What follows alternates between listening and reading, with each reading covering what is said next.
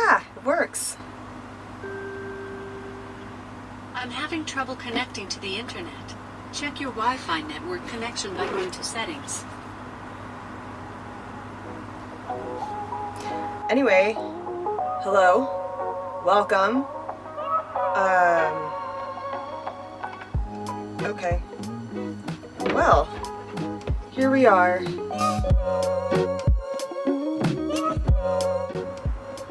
Sailor! There she is! My name is Tiffany, this is Sailor. We are here in Utah at our RV pad for the summer season. I am a park ranger, so I work in national parks. And this season I will be out here in Utah. So here we are. This video is going to be all about the adventure from the East Coast, Miami, Florida, all the way over here to southern Utah. 3,167 miles to be exact. All right, we're officially on our way to Utah. Back in the van, I have Sailor here. Gas prices are gonna be insane. First day, we ventured out from Miami, had to make a couple stops. We stopped in Boca Raton for a top secret thing that I'm working on. I was creating my own adventure and going to some new places that I'd never been to. I was creating my own adventure and heading to some places that I had never been to before, so whole new route. So my first night, I made my way to Gainesville, Florida. I went to go visit my friend JT for the night. He is a wildland firefighter and he is in Gainesville for the season, so he had a place on the property where he's staying where I could park the van for the night.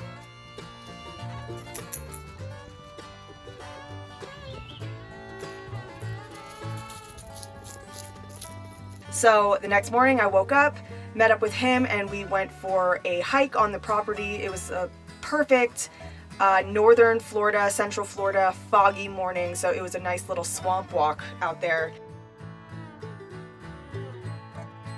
My plan was to go to Payne's Prairie, which was right down the road from him, but the timing wasn't really going to work out because my plan was to get to Tuskegee Airmen up in Alabama for that afternoon. My timing was off in my planning.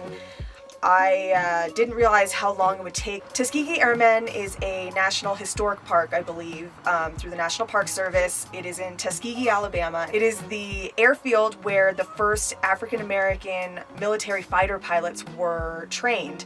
And you get to walk through, you can see kind of the places where they were living. You go through all the buildings. There's museums set up in each of them with a lot of information. You can go into their plane hangars. You can see the actual airfield, which is actually still in use.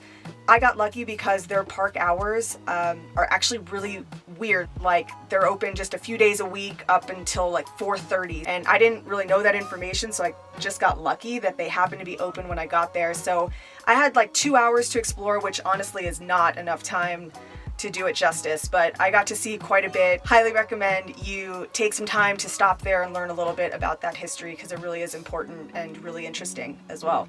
From there, what did I do? That night I stayed at a Cracker Barrel. All this to take a shower. Oh my gosh, I'm so tired. I actually prefer Cracker Barrels to the Walmart option because it's a little less hectic, a lot less of those bright parking lot lights, but still well lit, and usually you can find some other RVers or van life people there. Good morning. I was planning to go to Devil's Den State Park in Arkansas because I looked it up and it looked really awesome. So I kind of just put that in my GPS and that was where I was headed. But guess what popped up on the way? Graceland. So I just added an extra stop, an essential stop. Graceland.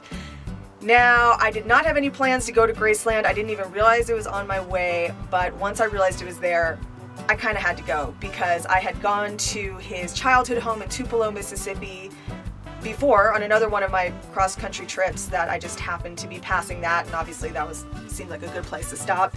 So I'd been there and then I saw Graceland was on the way. So obviously I had to make a little detour and head that way and go to Graceland. Now, I didn't get a lot of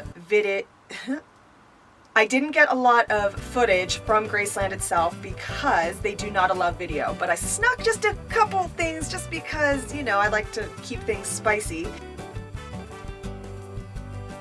I got some video of the inside in his like entertainment den area. It was just really cool and mirrored, and it had these like clouds on the wall. I had to sneak one. And then the only other thing that I really documented was his father's office sign, which was just kind of humorous.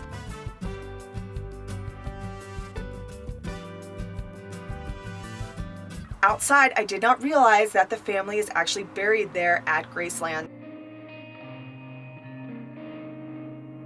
I don't know, it's pretty incredible to learn a lot of the things I learned there. Like, he performed something like 56 sold out shows in 38 days or something. So, I mean, no wonder he was taking some crazy substances. You get to see the piano that he last played the morning he died. He went in, he was playing that piano, said he was gonna go read, and then just had a heart attack.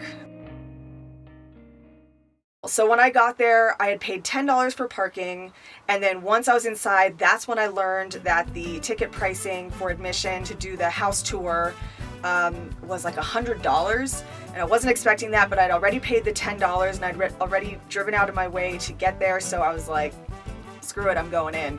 And honestly, I don't regret it. I think it was really informative, really cool to be in his actual house that's still set up, and to be able to go into the museum and see his cars, which were personalized with his initials, and just things, like his things.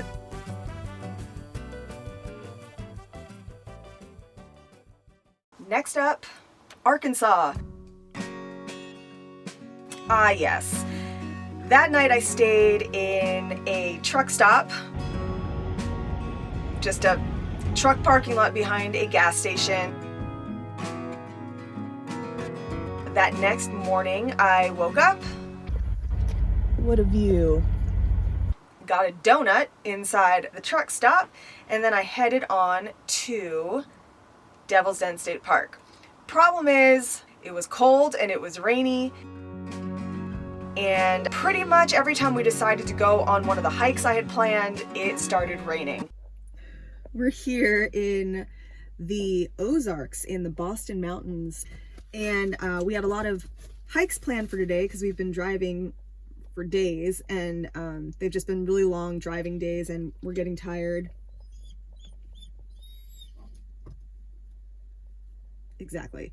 It has momentarily stopped, and the radar says it's going to be occasional rain, so we're going to attempt to do one of the smaller trails. I guess we'll just go until it starts raining and it gets gross, because, you know.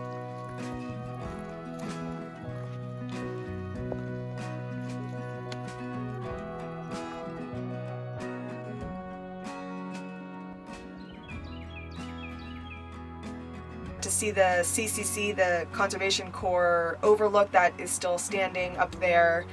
Some cool old trucks on the side of the road, nice foggy, misty, rainy stuff going on, which is always awesome. So, you know, you do what you can, but unfortunately we had to keep moving. Next up, we made our way into Kansas. Now, Kansas, that's kind of where the adventure began.